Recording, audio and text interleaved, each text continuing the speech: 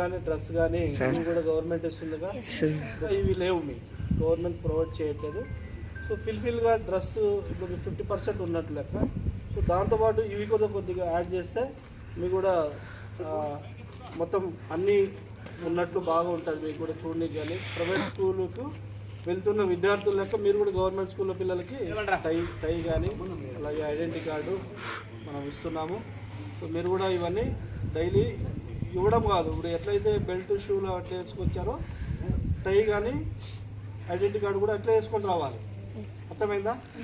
అప్పుడు బాగుంటుంది. ఓకేనా?